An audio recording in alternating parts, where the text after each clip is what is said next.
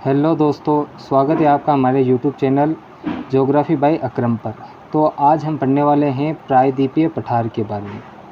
तो बेसिकली जो प्रायद्वीपीय पठार है यह हमारे भारत के अंदर दक्षिण के अंदर स्थित है और यह भारत का सबसे बड़ा और सबसे प्राचीनतम भूखंड है। 16 लाख वर्ग किलोमीटर क्षेत्र में फैला हुआ है। ठीक है। और जो प्लेट विवर्तन की सिद्धांत है उसकी दृष्टि से यह स्थिर भूखंड होने के कारण यहाँ पर अनेक प्रकार के परमाणु रिएक्टर जैसे कि यूरेनियम, थोरियम आदि पाए जाते हैं।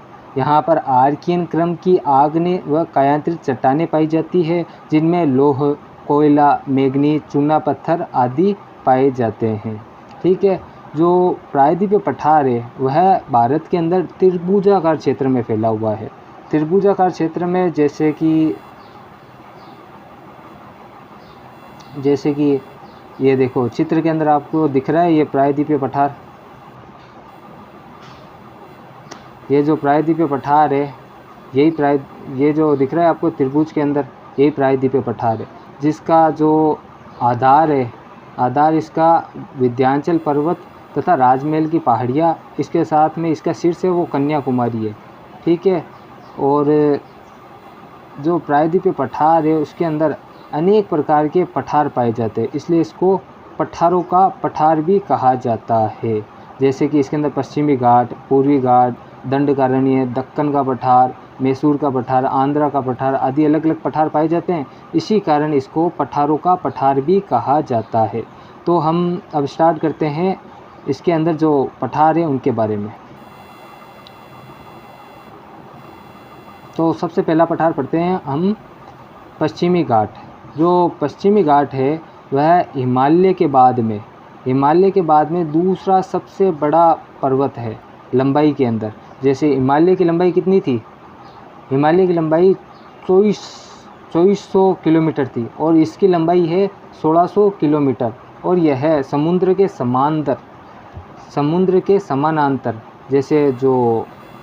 जैसे ये देखो, ये जो यहाँ पर समुद्र है और यहाँ पर पश्चिमी घाट स्थित है, मतलब समुद्र के समांतर, पश्चिम के अंदर समुद्र के समांतर स्थित है। ठीक है। और इसको सह्याद्री भी कहा जाता है। 16 डिग्री उत्तरी अक्षांश है, जो 16 डिग्री उत्तरी अक्षांश है इसको दो भागों में बांटती है। कौन कौन से? उत्तरी सह्याद्री और दक्षिणी सह्याद्री। तो हम पढ़ते हैं उत्तरी सह्याद्री के बारे में। जो उत्तरी सह्याद्री है यह ताप्ती नदी और मालप्रभा नदी, ठीक है, ताप्ती नदी और मालप्रभा नदी के बीच के अंदर स्थित है और इसकी सबसे ऊंची चोटी कलसुबाई है और इसके अंदर दो दर्रे स्थित है। कौन कौन से? थार घाट और बोर घाट। तो क्वेश्चन आता है कि उत्तरी सह्याद्री के अंदर कौन कौन से दर्रे पाए जाते हैं, तो हम आंसर देंगे थार घाट और बोर घाट। कौन से? थार घाट और बोर घाट। ये इंपॉर्टेंट क्वेश्चन है। इसके बाद में हम देखते हैं दक्षिणी सह्याद्री के बारे में। जो दक्षिणी सह्याद्री है यह मालप्रभा नदी और पालघाट दर्रे के बीच के अंदर है और इसकी सबसे ऊंची चोटी है, इसकी जो सबसे ऊंची चोटी है उसका नाम है कुंद्रेमुख। ठीक है। और इसके ऊपर अलग अलग पहाड़ियाँ और है जिनका नाम है नीलगिरी की पहाड़ी, अन्नामलाई की पहाड़ी, कार्डमम की पहाड़ी।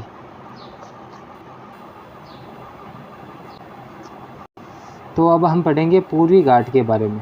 जो पूर्वी घाट है, जो भारत के अंदर जो प्रायद्वीपीय पठार है उसका पूर्वी साइड के अंदर स्थित है, लेकिन यह कम, मतलब जो पश्चिमी घाट है उसकी तुलना में कम ऊंचा है। क्यों? क्योंकि यहाँ पर अनेक प्रकार की नदियाँ जैसे कृष्णा, कावेरी, गोदावरी आदि जो नदियाँ हैं इसको अपर्दन और अपक्षय के द्वारा इसको खंडित कर रही है। तो यह लगातार खंडित होता जा रहा है। ठीक है। इसके अंदर अलग अलग पहाड़ियाँ हैं जैसे नल्लामल्ला, वेलिकोंडा, नागरी, जावदी, शेवराई, पंचमलाई और सिरूमलाई। इनको याद करना पड़ेगा आपको। ठीक है। इसके बाद में अगला पठार है दक्कन का पठार। तो जो दक्कन का पठार है उसका निर्माण कैसे हुआ है? तो एक शब्द आता है दरारी उद्गार। दरारी उद्गार बेसिकली कहते किसे हैं? दरारी उद्गार मतलब एक तो होता है कि भाई जो ज्वालामुखी होती है वो तो विस्फोटित हो जाती है और अपना लावा चारों ओर बिखेर देती है, ठीक है। और एक होता है कि भाई जो ज़मीन होती है, ज़मीन के अंदर दरारें पड़ जाती है और ये दरारों से लावा बाहर आता है, ठीक है। तो दक्कन का पठार का निर्माण, जो ज़मीन से दरारें पड़ी, दरारों से लावा बाहर आया और यह बहुत ही विशाल भूभाग के अंदर फैल गया, तो जिससे दक्कन का पठार का निर्माण हुआ। और जो पठारी बाग है, जो दक्कन का पठार है, ज्वालामुखी से उद्गार से बना हुआ है, उसके अंदर ज़्यादातर काली मृदा पाई जाती है, ठीक है। इसका दक्कन का पठार है, उसका विस्तार महाराष्ट्र, मध्य प्रदेश, गुजरात आदि के अंदर स्थित है और यह 5 लाख वर्ग किलोमीटर क्षेत्र में फैला हुआ है। अब आगे हम पढ़ते हैं दंडकारण्य का पठार। दंडकारण्य का पठार बेसिकली छत्तीसगढ़, उड़ीसा और महाराष्ट्र के अंदर स्थित है। और जो हमारा दंडकारण्य का पठार है, यह नक्सल प्रभावित क्षेत्र है। आगे बढ़ते हैं हम आंध्रा का पठार। जो आंध्रा का पठार है, यह तमिलनाडु में स्थित है और इसके अंदर तमिलनाडु और आंध्र प्रदेश, ठीक है, और इसके अंदर पूर्वी घाट की पहाड़ियाँ स्थित है, ठीक है। अगला पठार है मैसूर का पठार। जो मैसूर का पठार है, यह कर्नाटक के अंदर स्थित है और इसके अंदर बाबा बुदन की पहाड़ियाँ स्थित है और लो एस की इसके अंदर प्रचुरता पाई जाती है, ठीक है। अब आगे बढ़ते हैं छोटा नागपुर का पठार। छोटा नागपुर के पठार को भारत का रूहर प्रदेश भी कहा जाता है। क्यों? क्योंकि जो रूहर प्रदेश कहाँ पर है? यूरोप के अंदर, जर्मनी के अंदर है और वहाँ पर यूरोप का सर्वाधिक कोयला निकलता है। इसी कारण भारत के अंदर सर्वाधिक कोयला छोटा नागपुर के पठार के अंदर निकलता है। इसके कारण इसको भारत का रूहर प्रदेश कहा जाता है, ठीक है। और छोटा नागपुर के पठार है, उससे दामोदर नदी निकलती है, जिसे बिहार का शोक भी कहा जाता है। और जो छोटा नागपुर का पठार है, उसके उत्तर के अंदर तो जो राजमहल की पहाड़ियाँ है और दक्षिण के अंदर राज्य का पठार है। अगला हम देखते हैं विंध्याचल और सतपुड़ा की पहाड़ियाँ। तो जो विंध्याचल और सतपुड़ा की पहाड़ियाँ है, उनको समझने के लिए सबसे पहले विंध्याचल पर्वतमाला को समझते हैं। विंध्याचल पर्वतमाला के अंदर 4 प्रकार के पर्वत है। पहला विंध्याचल पर्वत, दूसरा है बंडेरी, तीसरा कैमूर की पहाड़ियाँ और चौथा है पारसनाथ की पहाड़ियाँ। ये चारों पहाड़ियाँ मिलकर विंध्याचल पर्वतमाला का निर्माण करती है। और जो सतपुड़ा पर्वत है, वह सतपुड़ा, महादेव और तीसरी है हमारी मैकाल पर्वत, ठीक है। तीनों से मिलकर बना हुआ है सतपुड़ा पर्वतमाला।